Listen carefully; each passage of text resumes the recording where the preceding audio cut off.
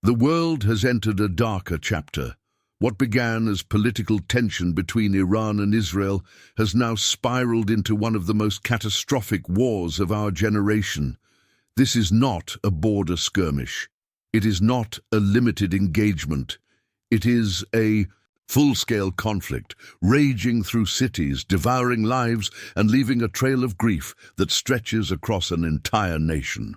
The first missile strike came without warning. Iran launched a coordinated attack that struck deep into Israeli territory. Within minutes, air raid sirens wailed across the country. But for thousands, the alarms came too late. In the heart of Tel Aviv, flames lit up the sky like a second sun. Apartment buildings crumbled like sandcastles. Entire blocks were flattened in seconds. Streets turned into fire-filled canyons. Civilians tried to flee, but many never made it. Their final moments were spent in smoke-filled corridors or under collapsing concrete. Jerusalem, sacred to billions, is no longer a symbol of unity. It's a battlefield. Ancient landmarks stand surrounded by ash and fire. The Western Wall trembles. With the sounds of distant blasts, mosques and churches alike echo with the cries of the wounded. The city's silence between sirens is deafening, filled only with the sobs of survivors and the endless hum of drones overhead. In the north, Haifa has become a disaster zone. Fire rages through industrial sectors and residential districts alike. The port is shut down. Smoke hangs over the sea like a thick, suffocating blanket. Civilians gather near the shoreline not to enjoy the view, but to pray, to mourn, to escape. Thousands of lives have already been lost, and the numbers keep rising. Hospitals are overwhelmed. Medical staff operate under bombardment, stitching wounds. In dark hallways and parking lots, supplies are running out. Blood is scarce. Electricity fails in the middle of surgeries. Newborns cry in incubators, powered by generators, while doctors wonder how long those machines will hold. Entire families have been erased. In Be'er Sheva, a missile obliterated a residential block. Among the victims, a mother, her 2 daughters, and her elderly parents. No survivors, just ashes. Neighbors described hearing her screams, cut short by the collapse of stone and steel. Funeral processions have become daily routines. Cemeteries are full. Graves are dug in haste. In some towns, there is no time for names, only numbers, labeled on tags tied to what remains. This war is not limited to soldiers on front lines. It is being fought in living rooms, kitchens, and schoolyards.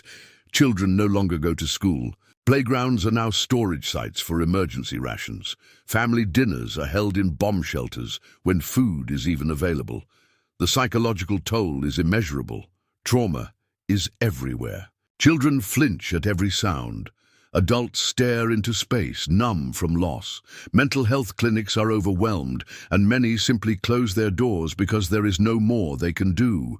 The human spirit here is being tested beyond its limits, and yet the bombs do not stop. Iran's offensive is relentless. Strategic military targets have long been surpassed. Now, residential areas, refugee centers, and even humanitarian convoys are being struck. There is growing concern in the international community, but condemnation alone does nothing. Words cannot rebuild homes. Sympathy cannot restore the dead.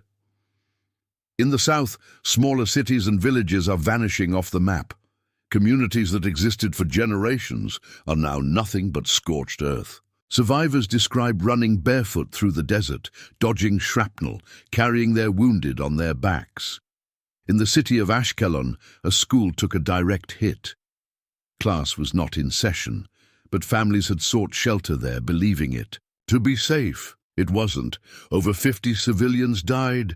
Among them were babies, children, teachers, grandparents. One room, one explosion, one unbearable silence. And through it all, international aid struggles to get in. Convoys are delayed or turned away. Infrastructure is destroyed. Roads are impassable. Medical aid sits in warehouses miles from the front lines, while people bleed out waiting for help that never arrives. Volunteers risk their lives daily. and many have already paid the price. The Israeli people are not only under siege, they are being shattered. This is not about sides anymore. This is about survival. The world must see what is happening, not through headlines, but through human eyes.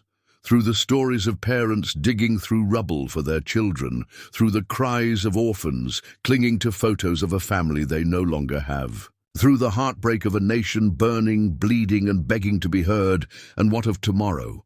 There is no tomorrow in war, only the next blast, the next funeral, the next life taken. Peace talks have failed, ceasefires are broken. Before the ink dries, trust has evaporated, hatred fuels every missile, every bullet, every scream. This is no longer just a conflict, it's a collapse of humanity, and the world watches. But watching is not enough. Sharing a post is not enough. Mourning from afar is not enough. We must act, because right now a mother is crying beside her injured child, knowing she cannot save him. A father is staring at the empty place where his home once stood. A child is asking why no one is helping. They don't need our thoughts. They need our voices, our resources, our pressure on governments, our refusal to let this be forgotten. War does not end with more war. It ends when the world decides enough is enough. This is not just Israel's war. This is humanity's war. Don't turn away. Don't be silent. Every second counts. Every voice matters. Donate now to emergency response teams. Share this story across every platform. Call on your leaders to push for a real ceasefire. Demand humanitarian corridors. Demand protection for the innocent. We cannot undo the destruction, but we can fight for the lives that remain. Stand up, speak out, act, because when we stay silent in the face of suffering, we become part of the tragedy.